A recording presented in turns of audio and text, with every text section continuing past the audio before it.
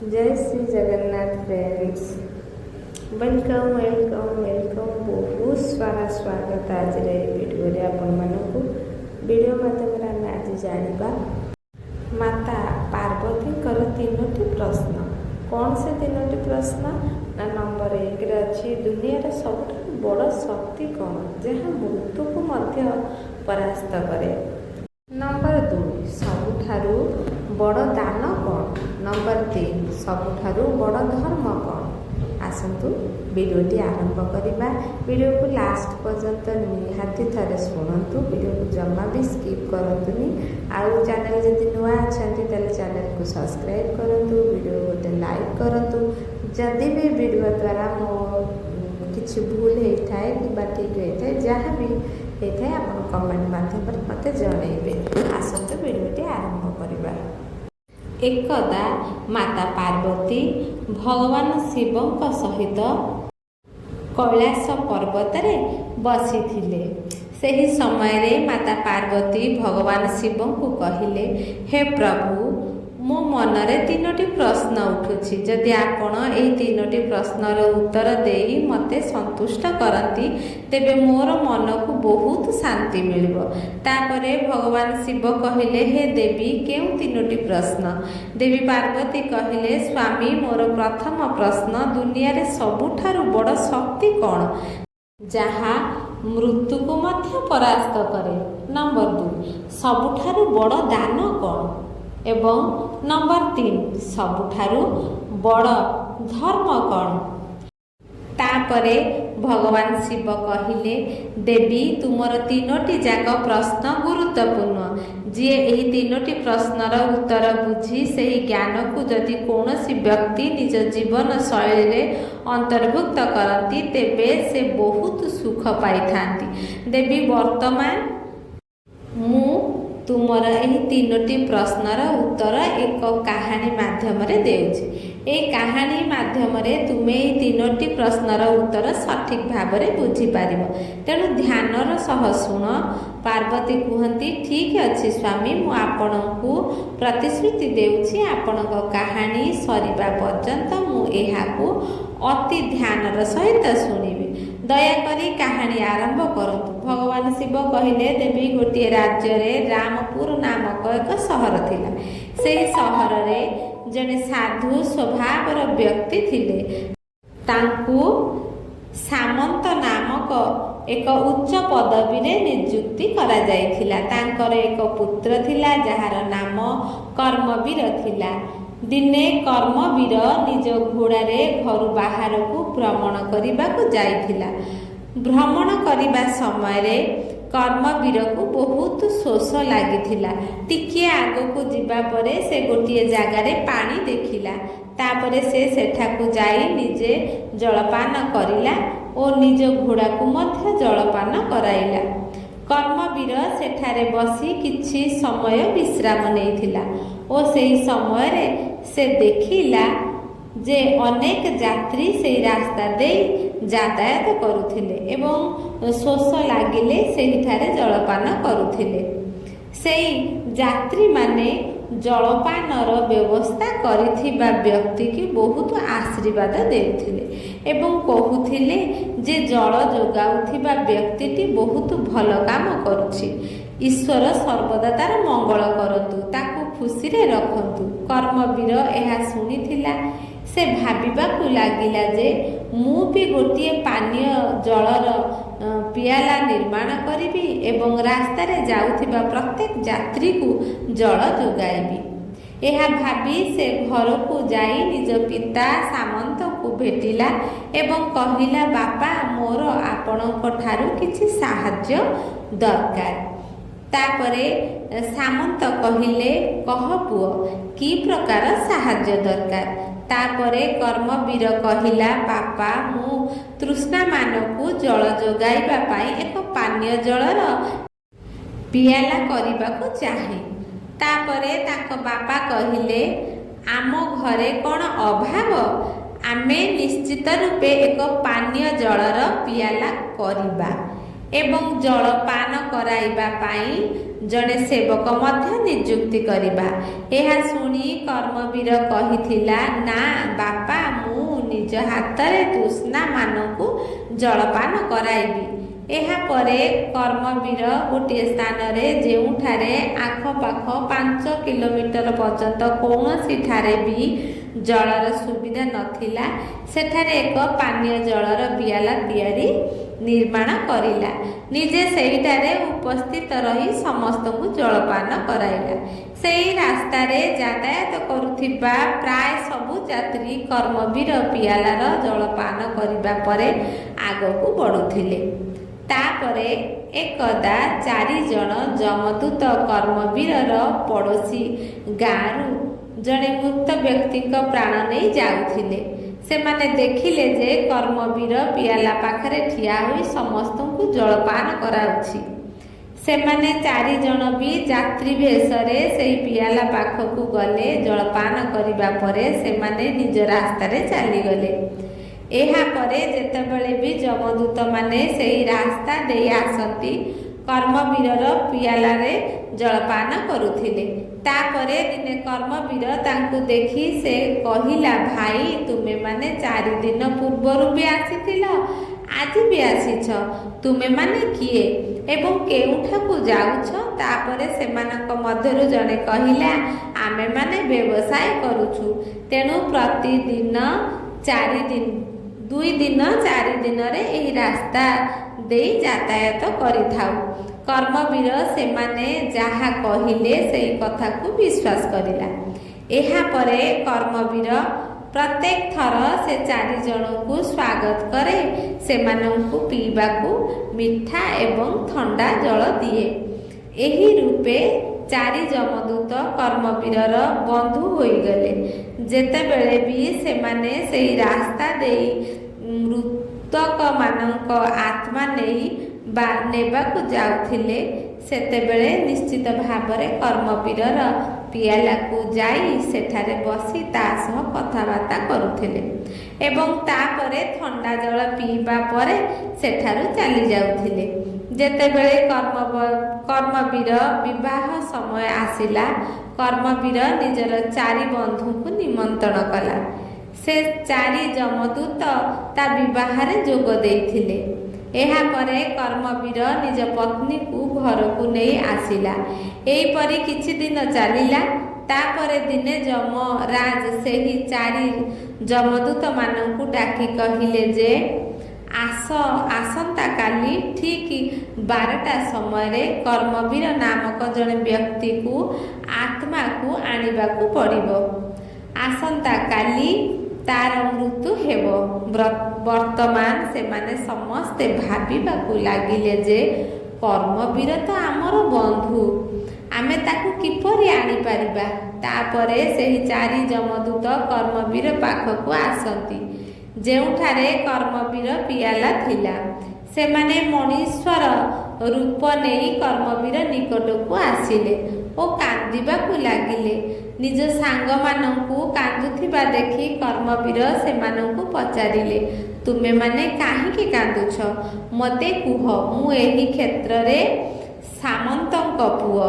ଯଦି କେହି ତୁମମାନଙ୍କୁ ହଇରାଣ କରୁଛି, ତେବେ ମୁଁ ନିଶ୍ଚିତ ଭାବରେ ତାକୁ ଦଣ୍ଡ ଦେବି।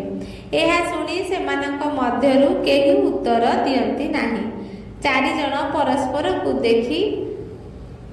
ଦେଖିବା ଆରମ୍ଭ କରିଲେ। ସବୁଠାରୁ ଯିଏ ସାନ ସେ ଅଧିକ କାନ୍ଦୁଥିଲା। ତାକୁ ଦେଖି କର୍ମବୀର କହିଲା, ମୋତେ କୁହ, ତୁମେ କାହିଁକି କାନ୍ଦୁଛ? କ'ଣ ହେଲା? ତାପରେ ସାନ ଯମଦୂତ କୁହନ୍ତି, ବନ୍ଧୁ, ମୁଁ ତୁମକୁ କ'ଣ କହିବି? ପ୍ରକୃତରେ ଆମେ 4 ଜଣ ମନୁଷ୍ୟ ନୁହେଁ, ଆମେମାନେ ତ ଯମଦୂତ। ଯେତେବେଳେ ବି ଆମେ ଏହି ସହରରୁ କୌଣସି ବ୍ୟକ୍ତିର ପ୍ରାଣ ନେବା ପାଇଁ ଆସୁ, ସେତେବେଳେ ଆମେ ତୁମ ପିଆଲାକୁ ଜଳପାନ କରିବା ପାଇଁ ଆସିଥିଲୁ ଏବଂ ଧୀରେ ଧୀରେ ତୁମ ସହିତ ବନ୍ଧୁତା ହୋଇଗଲା। ତାପରେ ସାନ ଯମଦୂତ ପୁଣି କହିବାକୁ ଲାଗିଲା, ହେ ବନ୍ଧୁ, ଆଜି ଠିକ୍ 12ଟା ସମୟରେ ତୁମର ମୃତ୍ୟୁ ହେବ। ଯମରାଜା ଆମକୁ ନିର୍ଦ୍ଦେଶ ଦେଇଛନ୍ତି ଯେ ମୁଁ ତୁମକୁ ସାପ ହୋଇ ଦଂଶନ କରିବି। ଓ ଏଇ 3 ଜଣ ତୁମର ପ୍ରାଣ ନେଇଯିବେ। ତୁମେ ତ ଆମର ବନ୍ଧୁ, ତେଣୁ ଆମେମାନେ କାନ୍ଦୁଛୁ। ଏହାପରେ କର୍ମବୀର କହିଲେ, ବନ୍ଧୁ, ଯେତେବେଳେ ମୋର ମୃତ୍ୟୁ ସମୟ ଆସିଛି, ତେବେ ତୁମର କାନ୍ଦିବାର କାରଣ କ'ଣ? ତୁମେମାନେ ଏଥିରେ କ'ଣ କରିପାରିବ? ମୁଁ ମୃତ୍ୟୁକୁ ଭୟ କରେ ନାହିଁ। ମୁଁ ତୁମମାନଙ୍କ ସହିତ ଯିବାକୁ ପ୍ରସ୍ତୁତ ଅଛି। ଏହା ଶୁଣି ସାନ ଯମଦୂତଟି କହିଲା, ହେ ବନ୍ଧୁ, ମୁଁ ତୁମକୁ ବହୁତ ଅଧିକ ଭଲ ପାଏ, କିନ୍ତୁ ମୁଁ ତୁମକୁ ସାହାଯ୍ୟ କରିବା ପାଇଁ କ'ଣ କରିପାରିବି? ଏବଂ ମୋର ତ ଏଇଟା କର୍ତ୍ତବ୍ୟ। ମୋତେ ବହୁତ ଦୁଃଖ ଲାଗୁଛି ଯେ ତୁମର ମୃତ୍ୟୁ ମୋ ହାତରେ ହେବ। ଏହାପରେ କର୍ମବୀର କହିଲେ, ଠିକ୍ ଅଛି ବନ୍ଧୁ, କୌଣସି ଅସୁବିଧା ନାହିଁ। ଯିଏ ଏଇ ମୃତ୍ୟୁ ଲୋକକୁ ଆସିଛି ତାକୁ ଦିନେ ଯିବାକୁ ପଡ଼ିବ। ତୁମେ ନ ଅନ୍ୟ କେହି ବି ମୋର ମୃତ୍ୟୁକୁ ଏଡ଼ାଇ ପାରିବ ନାହିଁ, ତେଣୁ ଦୁଃଖ କର ନାହିଁ। ସେତେବେଳେ ଛୋଟ ଯମଦୂତ କହିଲା, ଦେଖ କର୍ମବୀର, ଠିକ୍ 12ଟା ବାଜିବାକୁ 10 ମିନିଟ୍ ଥିବ। ପ୍ରଥମେ ଆମେ 4 ଜଣ ଆସି ତୁମ ଘରର ସିଡ଼ି ଉପରେ ବସିଯିବୁ ଏବଂ 10 ମିନିଟ୍ ପରେ ତୁମକୁ ନେଇଯିବୁ। ଏହା କହି 4ଟି ଯମଦୂତ ଅଦୃଶ୍ୟ ହୋଇଗଲେ। ବର୍ତ୍ତମାନ କର୍ମବୀର ଟିକିଏ ବିବ୍ରତ ହୋଇ ତାଙ୍କ ଘରକୁ ଚାଲିଗଲା। ରାତିରେ ସେ ଏହି କଥା ନିଜ ପତ୍ନୀକୁ କହିଲା ନାହିଁ ଓ 12ଟା ହେବାକୁ ଅପେକ୍ଷା କରିବାକୁ ଲାଗିଲା। ଯେତେବେଳେ 12 ଘଣ୍ଟା ସମୟ ପାଖାପାଖି ହୋଇଗଲା, ସେହି ଛୋଟ ଯମଦୂତ ଏକ ସାପ ରୂପରେ ଯାଇ ସିଡ଼ି ଉପରେ ବସିଗଲା। ଏପଟେ କର୍ମବୀର ମନେ ମନେ ଭାବିଲା ଯେ କିଛି ସମୟ ମଧ୍ୟରେ ମୋର ମୃତ୍ୟୁ ହେବାକୁ ଯାଉଛି। ମୋର ତ ନବବିବାହିତ ପତ୍ନୀ ଅଛି, ତେବେ ମୁଁ ଯାଇ କିଛି ସମୟ ମୋ ପତ୍ନୀ ସହ କଥାବାର୍ତ୍ତା କରିନେବି। ଏହା ଭାବି ସେ ଉପର କୋଠରୀ ଆଡ଼କୁ ଗଲା। ବର୍ତ୍ତମାନ ତ ତାକୁ ଉପରକୁ ଯିବାକୁ ହେଲେ ସିଡ଼ି ଦେଇ ଯିବାକୁ ପଡ଼ିବ। ଯେତେବେଳେ ସେ ସିଡ଼ି ପାଖକୁ ଗଲା, ସେଇଠାରେ ଗୋଟିଏ ସାପକୁ ଦେଖିଲା। କର୍ମବୀର ସାପକୁ ଚିହ୍ନି ପାରିଲା। କହିଲା, ବନ୍ଧୁ, ତୁମେ ମୋତେ ଏବେ ଦଂଶନ କରିପାର। ଯେତେବେଳେ ସାପ ରୂପୀ ଯମଦୂତ କହିଲା, ବନ୍ଧୁ, ମୁଁ ନିଶ୍ଚିତ ଭାବରେ ତୁମକୁ ଦର୍ଶନ କରିବି, କିନ୍ତୁ ଏବେ ନୁହେଁ। ଏବେ 12ଟା ହେବାକୁ ଆହୁରି 10 ମିନିଟ୍ ଅଛି। ଯେତେବେଳେ ସାପ ରୂପୀ ଯମଦୂତ ଏବେ କର୍ମବୀର ପରସ୍ପର ସହ କଥାବାର୍ତ୍ତା ହେଉଥିଲେ, କର୍ମବୀରର ପତ୍ନୀ ସେମାନଙ୍କର ସବୁ କଥା ଶୁଣିଥିଲା। ସେ ଜଣେ ପତିବ୍ରତା ସ୍ତ୍ରୀ ଥିଲା। ସେ ଭଗବାନଙ୍କ ନିକଟରେ ପ୍ରାର୍ଥନା କରିବାକୁ ଲାଗିଲା, ପ୍ରଭୁ, ଏ କ'ଣ ଘଟିବାକୁ ଯାଉଛି? 10 ମିନିଟ୍ ପରେ ମୋ ସ୍ୱାମୀଙ୍କର ମୃତ୍ୟୁ ହେବ। ଏହା ଭାବି ଭାବି ସେ ବ୍ୟର୍ଥ ହେବାକୁ ଲାଗିଲା। ସେ ଜଣେ ରାଜପୁତ ପରିବାରର ବୋହୂ ଥିଲା। ସେ ଭକ୍ତିର ସହ ସମସ୍ତ ପରିବାରର ସେବା କରୁଥିଲା। ସେ ସେହି ଦିନ ସ୍ୱାମୀଙ୍କ ଭୋଜନ ପାଇଁ ପ୍ରାୟ 36 ପ୍ରକାର ଖାଦ୍ୟ ପ୍ରସ୍ତୁତ କରିଥିଲା। କିନ୍ତୁ ଏପଟେ ସ୍ୱାମୀଙ୍କ ମୃତ୍ୟୁ କଥା ଶୁଣି ସେ ବହୁତ ଦୁଃଖିତ ହୋଇଗଲା। ଏହି ସମୟରେ ସେହି ସହରରେ ରହୁଥିବା ଜଣେ ବହୁତ ଗରିବ ଲୋକଙ୍କର ଝିଅ ପ୍ରସବ ପୀଡ଼ାରେ କଷ୍ଟ ପାଉଥିଲା। ଝିଅଟି ଜଣେ ବିଧବା ଗର୍ଭବତୀ ଥିଲା ଏବଂ ସେ ସ୍ୱାମୀଙ୍କ ମୃତ୍ୟୁ ପରେ ତାର ଗରିବ ପିତାଙ୍କ ଘରେ ରହୁଥିଲା। ତାର ଶାଶୁ ଘର ଲୋକମାନେ ତାକୁ କୌଣସି ପ୍ରକାରର ସମର୍ଥନ କରୁନଥିଲେ। ସେହି ରାତିରେ ଯେତେବେଳେ ଯମଦୂତ ଏବଂ କର୍ମବୀର କଥା ହେଉଥିଲେ, ସେ ଗୋଟିଏ ନବଜାତ ଶିଶୁ ଜନ୍ମ ଦେଇଥିଲା। ପ୍ରସବ ପରେ ଝିଅଟିକୁ ବହୁତ ଭୋକ ଲାଗିଲା। ସେ ବାପାର ମାଆକୁ କହିଲା, ମୋତେ ବହୁତ ଭୋକ ଲାଗୁଛି, ମୋତେ କିଛି ଖାଇବାକୁ ଦିଅ। ଏହା ଶୁଣିବା ପରେ ତାର ବାପା କହିଲେ, ଝିଅ, ଘରେ ଖାଇବାକୁ କିଛି ନାହିଁ। ଏହିପରି ପରିସ୍ଥିତିରେ ମୁଁ ତୋତେ କ'ଣ ଦେଇପାରିବି? ଝିଅଟି କହିଲା, ମୁଁ ଭୋକ ସମ୍ଭାଳି ପାରୁନି, ତେଣୁ ଦୟାକରି ମୋତେ କିଛି ଖାଇବାକୁ ଦିଅ। ଝିଅର ମୁହଁରୁ ଏପରି କଥା ଶୁଣି ପରେ ବାପା ଜଣକ କହିଲେ, ଝିଅ, ତୁ ଅପେକ୍ଷା କର, ମୁଁ ଯାଉଛି ବାହାରେ କାହାକୁ ମାଗି ତୋ ପାଇଁ କିଛି ଆଣିବି। ଏହା କହି ବାପାଟି ଖାଦ୍ୟ ମାଗିବା ପାଇଁ ଗଲେ। କିଛି ଲୋକ ତାର କଥା ଶୁଣି କବାଟ ବନ୍ଦ କରିଦେଲେ ତ ଆଉ କିଛି ଲୋକ କିଛି ନ ଦେଇ ଘଉଡ଼ାଇ ଦେଲେ। ଯେତେବେଳେ ସେ କର୍ମବୀରର ଘର ଆଗରେ ଯାଇ ନିଜ ଝିଅର କଷ୍ଟ ଜଣାଇ କିଛି ଖାଇବାକୁ ମାଗିଲା, ସେତେବେଳେ କର୍ମବୀରର ସ୍ତ୍ରୀକୁ ତା ଉପରେ ଦୟା ଆସିଲା। ସେ ଭାବିବାକୁ ଲାଗିଲା ଯେ କିଛି ସମୟ ପରେ ମୋ ସ୍ୱାମୀଙ୍କର ତ ମୃତ୍ୟୁ ହୋଇଯିବ, ତେଣୁ ମୁଁ ମଧ୍ୟ ମୋ ସ୍ୱାମୀଙ୍କ ସହ ସତୀ ହୋଇଯିବି। ଏବେ ଏହିସବୁ ଖାଦ୍ୟର କୌଣସି ଆବଶ୍ୟକତା ନାହିଁ, କିନ୍ତୁ ଏହି ଗରିବ ବାପା ପାଇଁ ଏବେ ଏହି ଖାଦ୍ୟ ବହୁତ ଉପଯୋଗୀ, ତେଣୁ ମୁଁ ଏହି ଖାଦ୍ୟକୁ ଏହି ଗରିବ ଲୋକକୁ ଦେଇଦେବି। ତାପରେ ସେ ସେହି ଖାଦ୍ୟକୁ ସେହି ଗରିବ ଲୋକଙ୍କୁ ଦେଇଦେଲା। ଖାଦ୍ୟ ଗ୍ରହଣ କରିବା ପରେ ସେହି ଗରିବ ଲୋକ ନିଜ ଘରକୁ ଫେରିଯାଇ ନିଜ ଝିଅକୁ ଖାଇବାକୁ ଦେଲା। ଏହିପରି ରାଜକୀୟ ଖାଦ୍ୟ ଖାଇ ଝିଅଟି ବାପାଙ୍କୁ ପଚାରିବାକୁ ଲାଗିଲା, ବାପା, ଆଜି ତୁମକୁ ଏତେ ଭଲ ଖାଦ୍ୟ କିଏ ଦେଇଛି? ତାପରେ ବାପା କହିଲେ, ଆମ ଗାଁର ଠାକୁର ସାହେବଙ୍କ ପୁଅ କିଛି ଦିନ ପୂର୍ବରୁ ବିବାହ କରିଥିଲେ। ସେହି ନବବିବାହିତା ବୋହୂ ଏହି ଖାଦ୍ୟ ମୋତେ ଦେଇଛନ୍ତି।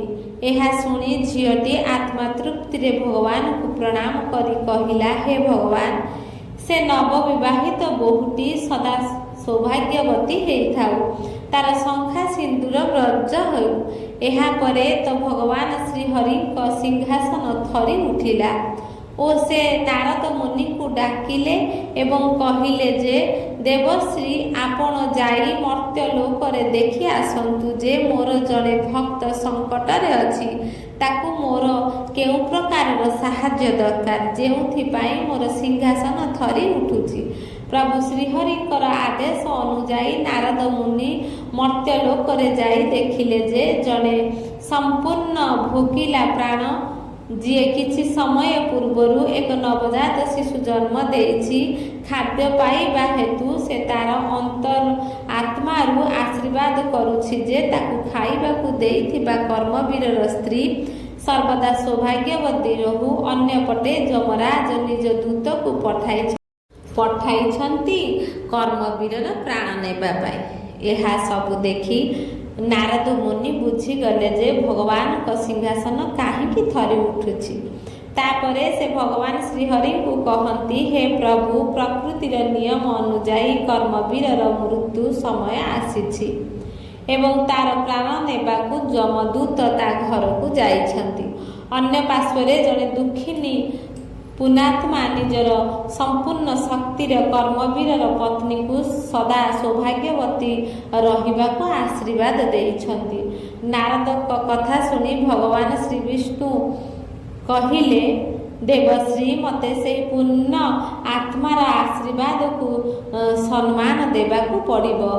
ଏହା ପାଇଁ ଦରକାର ପଡ଼ିଲେ ମୋତେ ମୋ କାର୍ଯ୍ୟରେ ପରିବର୍ତ୍ତନ କରିବାକୁ ପଡ଼ିବ।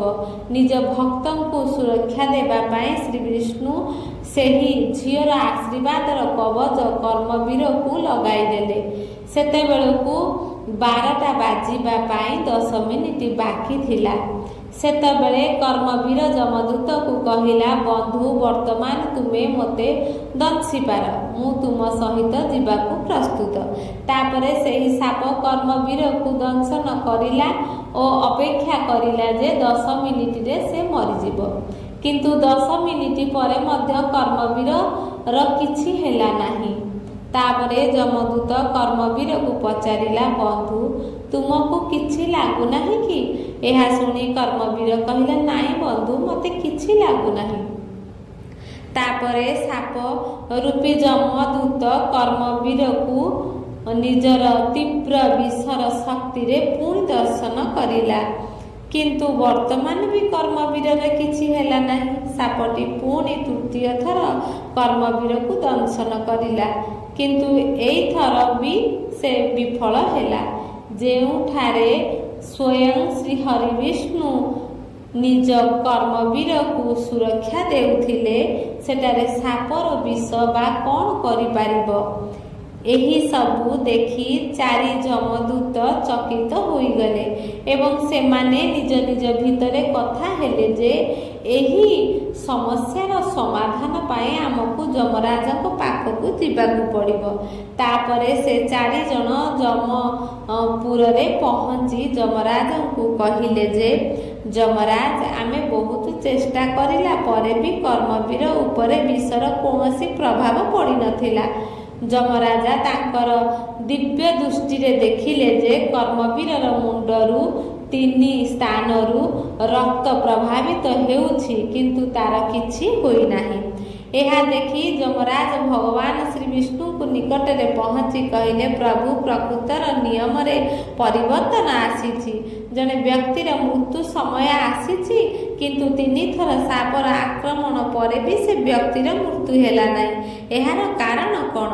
ତାପରେ ଶ୍ରୀବିଷ୍ଣୁ ତାକୁ ବୁଝାଇଲେ ଯେ ଯମରାଜ, ଏହା ହେଉଛି ଆତ୍ମାର ଶକ୍ତି।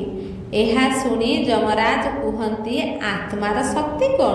ତାପରେ ଭଗବାନ ଶ୍ରୀବିଷ୍ଣୁଙ୍କୁ କହୁଛନ୍ତି ଯେ ଯଦି ଜଣେ ବ୍ୟକ୍ତି ନିଜ ଅନ୍ତର ଆତ୍ମାରୁ ଅନ୍ୟ ଜଣକୁ ଆଶୀର୍ବାଦ କରେ କିମ୍ବା ଅଭିଶାପ ଦିଏ, ତେବେ ତାକୁ ନିର୍ଣ୍ଣୟ କରିବାକୁ ଶକ୍ତି ମୋର ମଧ୍ୟ ନାହିଁ। ଏହା ପାଇଁ ମୋତେ ପ୍ରକୃତିର ନିୟମରେ ମଧ୍ୟ ପରିବର୍ତ୍ତନ କରିବାକୁ ପଡ଼ିଥାଏ। ଭଗବାନ ବିଷ୍ଣୁ ପୁଣି କହିଲେ, ଯମରାଜ, ଜଣେ ଗରିବ ମହିଳା ଯାହାର ସ୍ୱାମୀ ତାକୁ ଛାଡ଼ି 2 ମାସ ପୂର୍ବେ ମୃତ୍ୟୁବରଣ କରିଛନ୍ତି, ଯିଏ ତାଙ୍କ ପିତାଙ୍କ ସହ ରହୁଛନ୍ତି ଏବଂ ତାଙ୍କ ପିତା ମଧ୍ୟ ତାକୁ ଖାଇବାକୁ କିଛି ଦେଇପାରିଲେ ନାହିଁ। ସେ ପ୍ରସବ ପୀଡ଼ାରେ ଥିଲା। ପ୍ରସବ ପରେ ବହୁତ ଭୋକରେ ଡହଳ ବିକଳ ହେଉଥିଲା। ଏହି ଦୁଃଖଦ ସମୟରେ କର୍ମବୀରଙ୍କ ପତ୍ନୀ ତାକୁ ଖାଦ୍ୟ ଦେଇଥିଲେ। ତେଣୁ ସେହି ମହିଳା ମୋ ଉପରେ ସମ୍ପୂର୍ଣ୍ଣ ଭରସା କରି ନିଜର ଅନ୍ତର ଆତ୍ମାରୁ କର୍ମବୀରର ପତ୍ନୀ ସଦା ସୌଭାଗ୍ୟବତୀ ହେବାର ଆଶୀର୍ବାଦ ଦେଲା। ଯମରାଜ ଜଣେ ନିଜର ଗଭୀର ହୃଦୟରୁ ପୁରା ଭକ୍ତିର ସହ ଯଦି ଅନ୍ୟ କାହାକୁ ଆଶୀର୍ବାଦ କିମ୍ବା ଅଭିଶାପ ଦେଇଥାଏ, ତେବେ ତାର କଥାଟିକୁ କାଟିବାର ଶକ୍ତି ମୋ ପାଖରେ ନାହିଁ। ମୋତେ ଆବଶ୍ୟକ ସ୍ଥଳେ ପ୍ରକୃତିର ନିୟମ ବିରୁଦ୍ଧରେ ଯାଇ ସେହି ଆତ୍ମାର କଥାକୁ ପୂରଣ କରିବାକୁ ପଡ଼ିଥାଏ।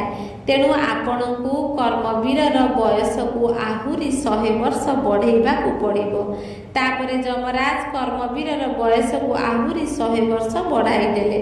ତାପରେ ଭଗବାନ ଶିବ କହିଲେ, ହେ ଦେବୀ ପାର୍ବତୀ, ତୁମର ପ୍ରଥମ ପ୍ରଶ୍ନ ହେଲା ଯେ ସବୁଠାରୁ ବଡ଼ ଶକ୍ତି କ'ଣ ଯାହା ମୃତ୍ୟୁକୁ ମଧ୍ୟ ପରାସ୍ତ କରିପାରେ। ଏହି କାହାଣୀରୁ ବୁଝିପାରିଥିବ ଯେ ସବୁଠାରୁ ବଡ଼ ଶକ୍ତି ହେଉଛି ଆତ୍ମାର ଶକ୍ତି। ଯଦି ଜଣେ ବ୍ୟକ୍ତିର ନିଜ ଆତ୍ମା ଅନ୍ତରରୁ ଆଶୀର୍ବାଦ କରେ କିମ୍ବା ଅଭିଶାପ ଦିଏ, ତେବେ ଭଗବାନଙ୍କ ମଧ୍ୟ ତାକୁ ଅଟକାଇ ପାରିବେ ନାହିଁ। ତୁମର ଦ୍ୱିତୀୟ ପ୍ରଶ୍ନ ହେଉଛି ଯେ ସବୁଠାରୁ ବଡ଼ ଦାନ କ'ଣ? ଏଠାରେ ଆମେ ବୁଝିପାରିଲେ ଯେ ଅନ୍ନଦାନ ସବୁଠାରୁ ବଡ଼ ଦାନ ଭାବରେ ବିବେଚନା କରାଯାଏ। ଭୋକିଲା ଲୋକଙ୍କୁ ଖାଇବାକୁ ଦେବା ହେଉଛି ସବୁଠାରୁ ବଡ଼ ଦାନ। ତୁମର ତୃତୀୟ ପ୍ରଶ୍ନ ହେଉଛି ଯେ ସବୁଠାରୁ ବଡ଼ ଧର୍ମ କ'ଣ? ଏଠାରେ ଆମେ ଜାଣିପାରିଲେ ଯେ ଯେତେବେଳେ ଆବଶ୍ୟକତା ଅଛି ସେହି ସମୟରେ ଦିଆଯାଇଥିବା ଦାନ ଠାରୁ କୌଣସି ବଡ଼ ଧର୍ମ ନାହିଁ। ଯେଉଁଠାରେ ଆବଶ୍ୟକତା ଅଛି ଆମେ ସେହିଠାରେ ଦାନ ଦେବା ହିଁ ସବୁଠାରୁ ବଡ଼ ଧର୍ମ ଅଟେ। ଅନ୍ୟପଟରେ ଅନାବଶ୍ୟକ ସ୍ଥଳରେ ନାହିଁ। ଯଦି ଆପଣ ଦାନ କରୁଛନ୍ତି ତେବେ ଏହା ଧର୍ମରେ ଗଣନା ହେବ ନାହିଁ ଏବଂ ଫଳପ୍ରଦ ମଧ୍ୟ ହେବ ନାହିଁ। ଭିଡ଼ିଓଟିକି ଏଇଠି ଶେଷ କରୁଛି। ଭିଡ଼ିଓଟି ଆପଣମାନଙ୍କୁ କେମିତି ଲାଗିଲା କମେଣ୍ଟ ବକ୍ସରେ ନିହାତି ଜଣାଇବେ। ଭିଡ଼ିଓଟିକି ଲାଷ୍ଟ ପର୍ଯ୍ୟନ୍ତ ଶୁଣିଥିବାରୁ ଆପଣମାନଙ୍କୁ ବହୁତ ବହୁତ ଧନ୍ୟବାଦ। ରହୁଛି। ଜୟ ଶ୍ରୀ ଜଗନ୍ନାଥ।